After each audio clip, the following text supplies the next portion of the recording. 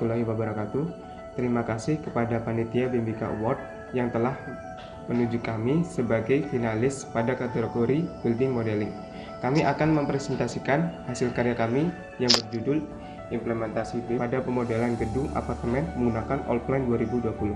Pertama, apa pengertian dari BIM? BIM adalah representasi karakteristik fisik dan karakteristik fungsional dari suatu bangunan atau objek BIM dari mulai tahap persiapan, tahap prarancang, tahap DD, dan finishing. Adapun keuntungan dari BIM adalah informasi elektronik yang andal yang dapat diakses selama masa layan struktur. Kemudian desain dokumentasi dengan peningkatan akurasi dan kualitas yang ditingkatkan. Kemudian nilai produksi yang lebih baik, peningkatan dasar untuk pengambilan keputusan, tinjauan umum perubahan selama fase desain dan konstruksi, lebih sedikit perubahan dalam pesanan pasokan, waktu konstruksi yang lebih singkat, mengurangi kesalahan desain, kemudian peningkatan operasional dan pemeliharaan. Yang kami modelkan adalah gedung apartemen yang berlokasi di Jakarta Timur dengan spesifikasi dengan luas lahan kurang lebih 6.387,45 meter persegi. Jenis fondasi adalah bore pile dan raft foundation. Durasi pemodelan proyek adalah tanggal 1 Desember 2019 sampai dengan 10 Februari 2020 atau 72 hari. Hasil karya kami menghasilkan 3D modeling, volume, laporan makalah, class report, animasi preview, presentasi hasil proyek. Skop pekerjaan BIM adalah pertama melakukan pemodelan gedung menggunakan Allplan 2020, mendapatkan volume yang akurat, kemudian melakukan analisa model struktur, arsitektur, dan MEP. Adapun timeline pelaksanaan BIM pada pemodelan gedung apartemen adalah dari tahap persiapan minggu ke-1 dan minggu ke-2, kemudian pemodelan struktur bawah minggu ke-3 sampai dengan minggu ke-4, kemudian pemodelan struktur atas basement lantai 1 sampai dengan lantai 6 minggu ke-5, kemudian pemodelan struktur atas minggu ke-7 sampai dengan penutup atap minggu ke-6 sampai dengan minggu ke-7. Pemodelan MEP gedung minggu ke-7 sampai minggu ke-8. Pemodelan arsitektur gedung minggu ke-8 sampai dengan minggu ke-9. Kemudian report BOP, clash detection, video animasi dan lengkapi masalah minggu ke-9 sampai dengan minggu ke-10. Kemudian submit dokumen pada minggu ke-10.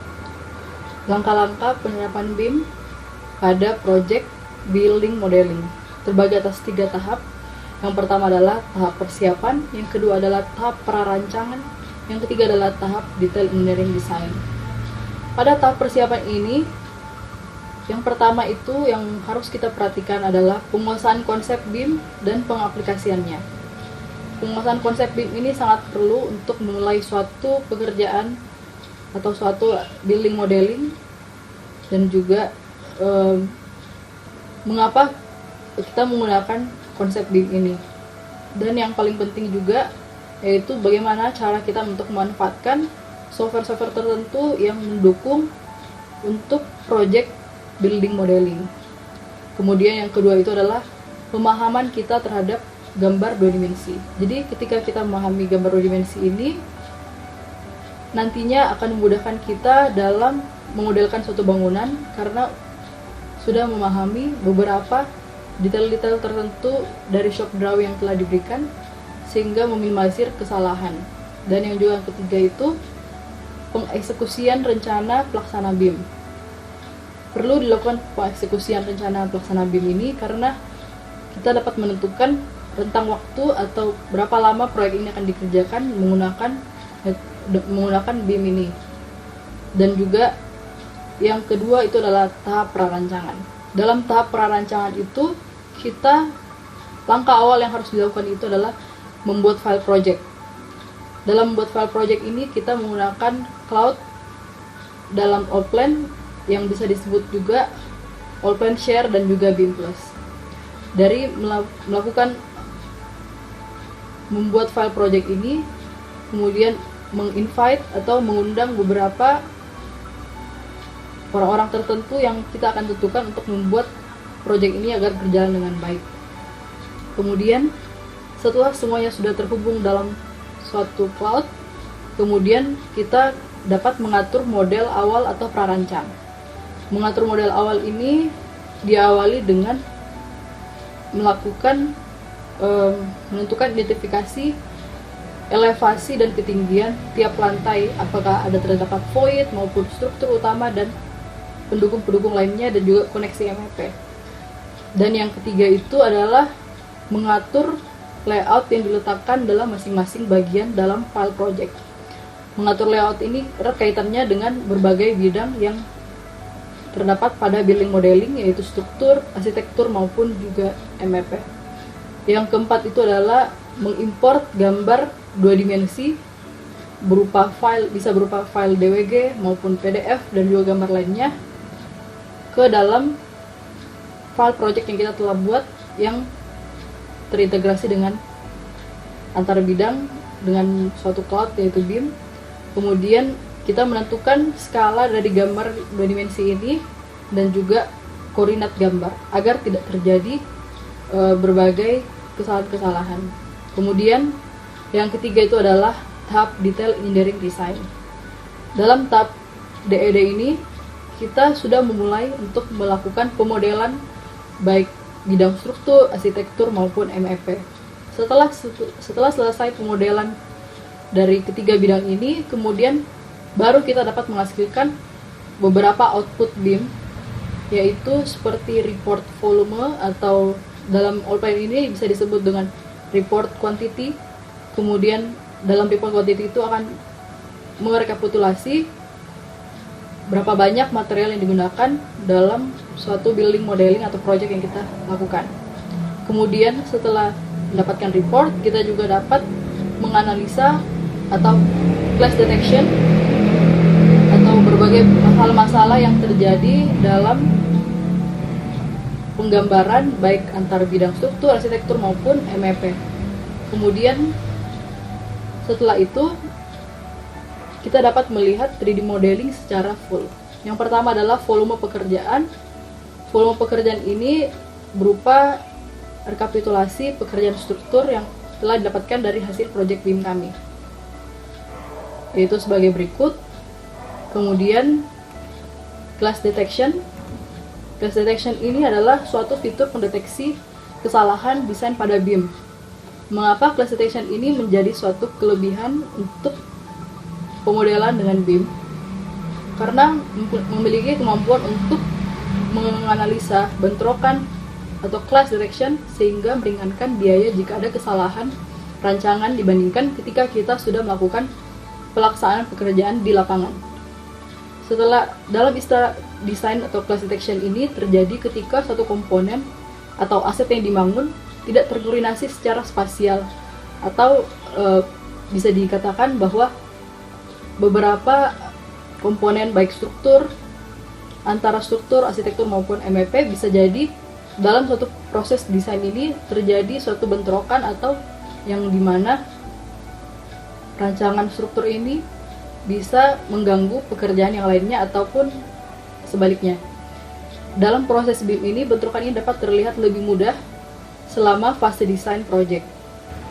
Kita juga bisa menganalisa bahwa setelah kita mengetahui beberapa clash detection ini dapat meminimalisir kesalahan pada proses rancangan atau fase desain, sehingga efisiensi biaya pada kesalahan rancang dibandingkan saat pelaksanaan pekerjaan di lapangan itu jauh lebih minimal, dapat diminimalisir. Kemudian pada Allplan 2020 ini, untuk menjalankan fungsi clash detection ini biasa disebut juga dengan collision check. Collision check ini biasanya akan memunculkan banyak duplikat masalah yang sama seperti halnya proses otomatis atau scanning clash detection. Dan ini tidak boleh diandalkan secara terpisah dan harus menjadi bagian dari proses koordinasi desain yang lebih luas. Dalam arti, misalnya kita mendapatkan kesalahan desain terdapat pada pipa yang membentrok pada 3 kolom. Jadi pada clash detection ini dapat menganalisa bahwa ada 3 kesalahan yang sebenarnya jika kita lebih analisa lebih lanjut, masalahnya hanya terdapat di pipa. Itu merupakan contoh dari analisa clash detection. Jadi seperti halnya proses otomatis, tidak boleh diandalkan secara terpisah dan harus menjadi bagian dari proses koordinasi desain yang lebih luas. Proses pemodelan ini dapat kita lakukan rendering, 3D modeling, maupun juga yang lain-lainnya. Setelah kita melakukan pemodelan dan segala analisa, class detection maupun juga report, apa yang kita dapatkan dari pemodelan BIM ini? Yaitu adalah yang pertama, kita dapat memodelkan building atau gedung ini secara virtual bangunan sehingga dapat melihat visualisasi atau bentuk asli gedung. Jadi kita dapat memudahkan untuk melihat bentuk asli gedung sebelum kita melakukan fase konstruksi. Yang kedua itu adalah biaya konstruksi akibat kesalahan dapat diminimalisir dengan adanya fitur class detection. Yang ketiga itu adalah memudahkan pengecekan kesalahan dan dapat langsung mengubah gambar dalam waktu singkat. Kemudian, kita dapat menghitung volume pekerjaan lebih akurat dari pemodelan yang kita lakukan di software BIM. Kemudian, gambar yang kita gunakan ketika kita melakukan konstruksi di lapangan dapat dengan mudah dibawa-bawa kemana-mana dengan hanya menggunakan smartphone atau gadget yang lainnya. Dan yang terakhir, yang paling penting dari BIM ini adalah kolaborasi dalam suatu cloud, yaitu baik antar owner maupun juga kontraktor maupun juga konsultan perencana dapat melakukan pengecekan maupun dapat melihat progres pekerjaan proyek ini dalam suatu cloud yang terhubung dengan internet.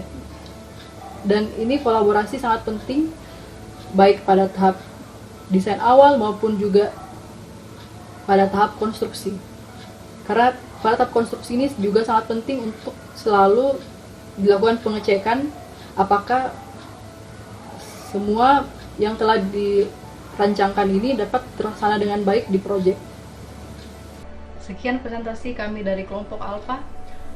Jika ada kesalahan, mohon dimaafkan, dan juga kami sangat mengharapkan saran dan masukan saudara-saudara untuk bagi bahan kami untuk berevaluasi bagi pengembangan kami di kemudian hari. Selain itu, kiranya semua yang apa kami telah presentasikan pada hari ini dapat menjadi bahan untuk mendapatkan wawasan saudara-saudara sekalian mengenai dunia konstruksi atau digital konstruksi di era revolusi industri 4.0. Terima kasih.